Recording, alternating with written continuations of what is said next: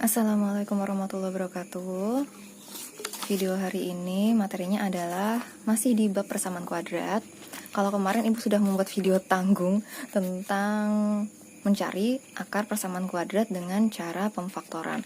Kali ini yang akan ibu sampaikan adalah mencari akar persamaan kuadrat dengan cara rumus ABC. Apa itu rumus ABC? Saksikan videonya sampai selesai ya.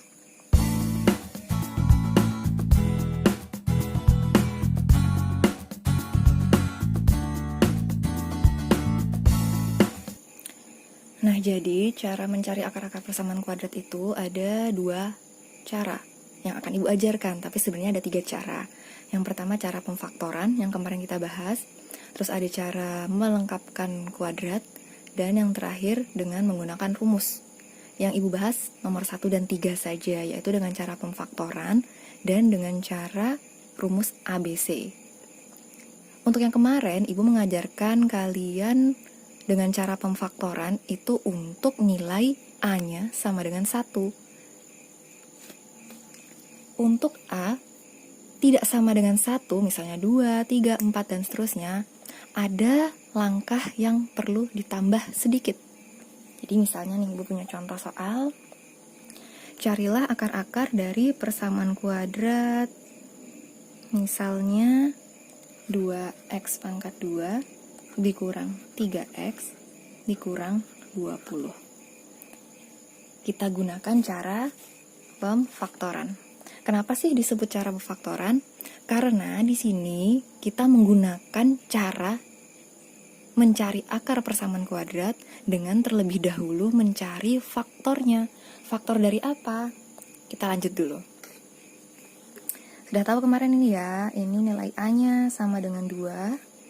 Ini nilai B-nya sama dengan negatif 3, dan yang ini nilai C-nya sama dengan negatif 20. Iya kan? Jadi nanti kita disuruh mencari A dikali C. A-nya 2, C-nya negatif 20. Kalau kita kalikan hasilnya berapa? Negatif 40.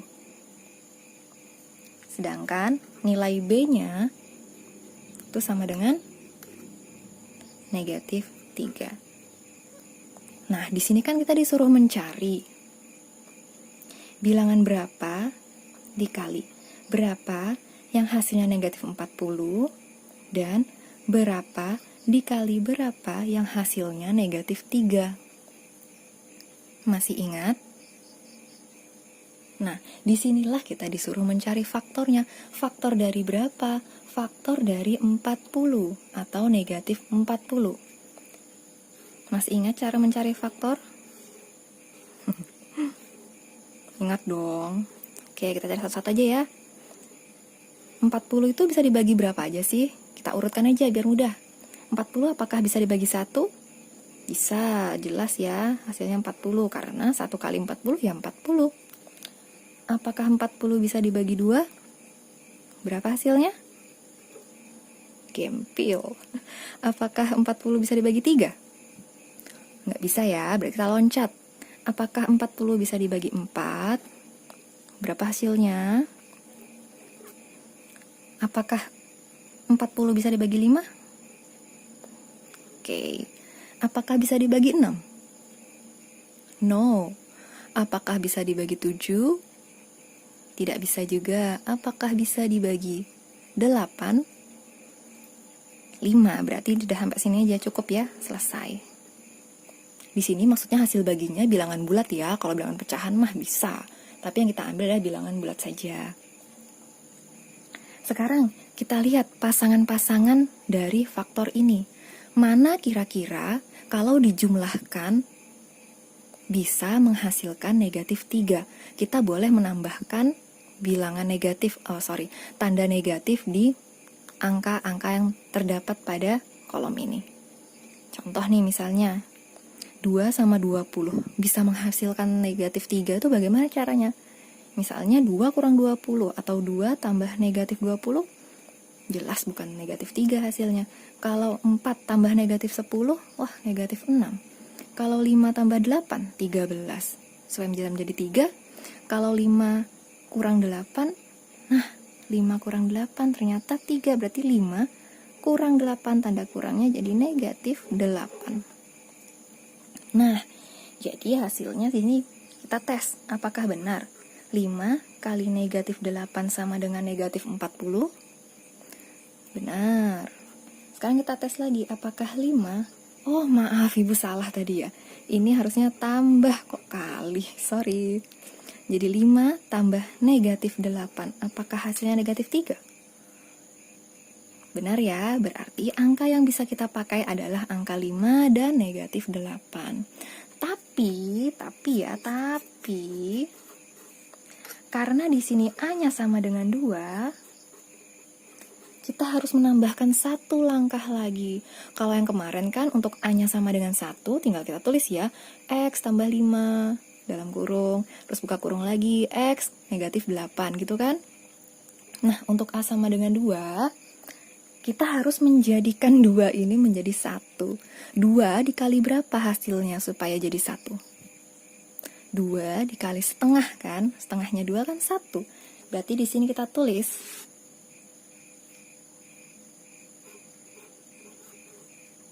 setengah, kita buka kurung, kita ambil 2x di depan, kita ambil positif 5, tutup kurung, buka kurung lagi, 2x-nya kita ambil, dan negatif 8-nya. Nah, ini artinya setengah dikali 2x tambah 5 dikali 2x kurang 8. Jadi setengah ini boleh kita kalikan, pilih salah satu, mau yang kurung pertama atau kurung kedua. Kira-kira yang bisa membagi habis dengan 2 itu kurung yang pertama atau kurung yang kedua? Lihat bilangannya. Apakah 5 menjadi bilangan bulat kalau dikali setengah? Tidak ya, berarti kita bisa ambil 8. Jadi kita masukkan setengah ini, kita kalikan dengan kurung yang kedua. Jadi cara mengerjakannya, setengah, kita pindahkan aja ya biar gampang. 2x kurang 8, ini kita tinggal di belakang, 2x tambah 5. Ini mau dijabarkan atau bisa pakai perkalian aljabar langsung nih, masih ingat nggak? Kita jabarkan saja ya. Jadi setengah dikali 2x dikurang setengah dikali 8. Nah, 2x tambah 5 tetap kita tulis.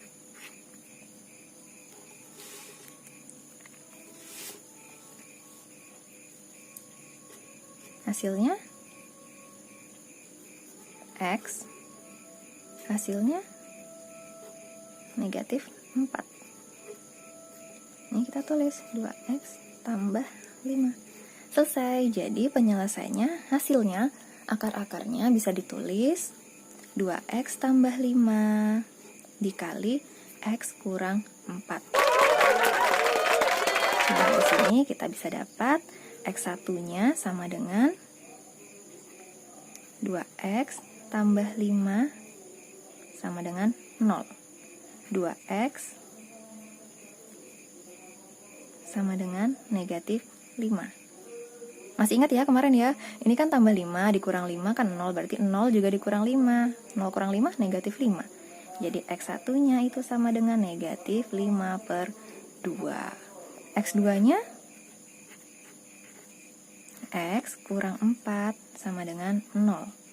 Berarti x-nya sama dengan 4. Selesai. Ini untuk penyelesaian A tidak sama dengan 1.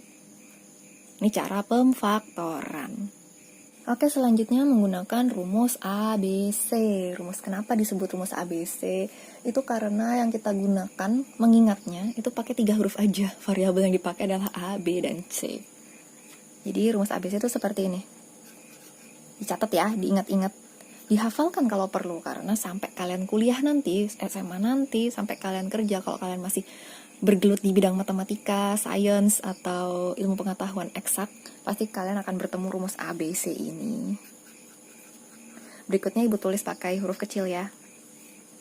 Jadi untuk mencari akar persamaan kuadrat atau X1 maupun X2-nya, kita bisa menggunakan rumus ini.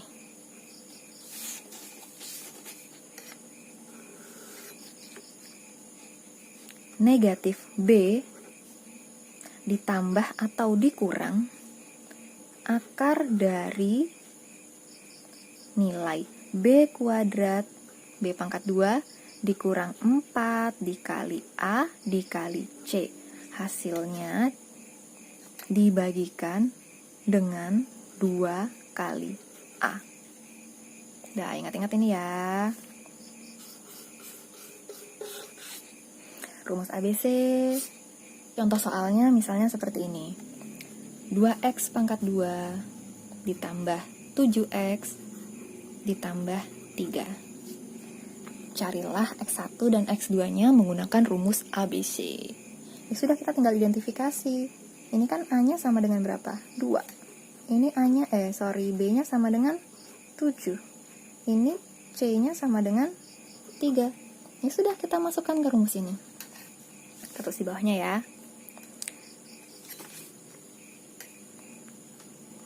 X1 atau 2 sama dengan negatif B. B-nya di sini berapa? 7. Berarti tulis negatif 7. Ditambah atau dikurangkan dengan akar dari B lagi. B-nya tadi berapa? 7. 7 dipangkatkan 2 dikurang 4 kali A. A-nya berapa? 2. Berarti 4 kali 2. Terus dikali C. C-nya berapa? 3. Berarti dikali 3. Nah, seperti ini ya. Kurang panjang. Panjangkan. Dibagi 2A. 2 dikali A. Berapa tadi A-nya? A-nya 2. Nah. Tidak? Oh iya, Ibu lupa memberitahu. Di sini B kuadrat kurang 4AC ini biasa dilambangkan dengan D besar. D besar itu singkatan dari D.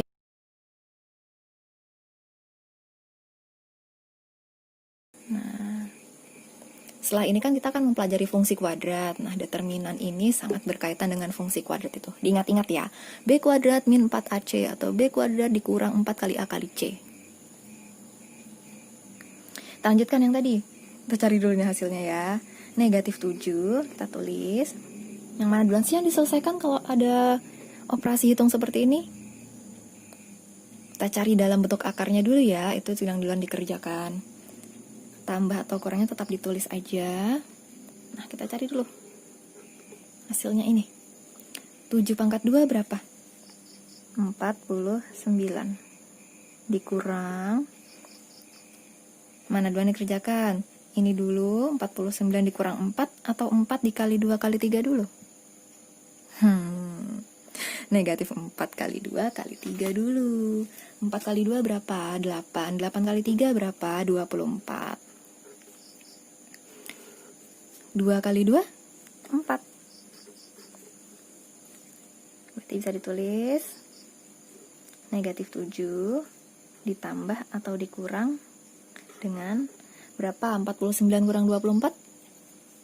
25 per 4. Nah, di sini bisa tahu ya hasilnya.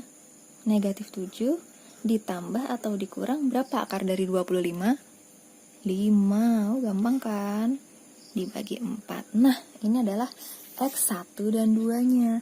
Berarti kita mencari X1-nya saja. Kita masukkan ini ya. Negatif 7 ditambah 5. Nah, ini X1-nya dibagi 4. Di sini ya. Hasilnya dulu kita tentukan deh. Negatif 7 tambah 5. Negatif 2 dibagi 4. Bisa nggak dibagi? Nggak bisa. Berarti kita bisa sih. Tapi kita tulis saja dalam bentuk pecahan ya. Berarti yang di atas kita bagi 2, di bawah kita bagi 2, hasilnya negatif 1/2. Ini X1-nya. Terus kalau X2-nya? Sama, kita tulis juga ini. Tapi kita pakai yang kurangnya. Negatif 7 dikurang 5 dibagi 4. Negatif 7 kurang 5. Awas ada yang ngomong negatif 2 lagi ya. Negatif 7 kurang 5 sama dengan negatif 12 dibagi 4. 12 bagi 4 berapa sih? Oke, pintar. Jadi ketemu deh. Nilai X1-nya adalah negatif 1/2. Nilai X2-nya adalah negatif 3. Mudah bukan? Karena mudah dihafalin rumusnya, oke? Ya demikian materi yang dapat Ibu sampaikan. Kurang lebihnya Ibu mohon maaf. Kalau ada pertanyaan boleh tanya di komen bawah, juga boleh di classroom.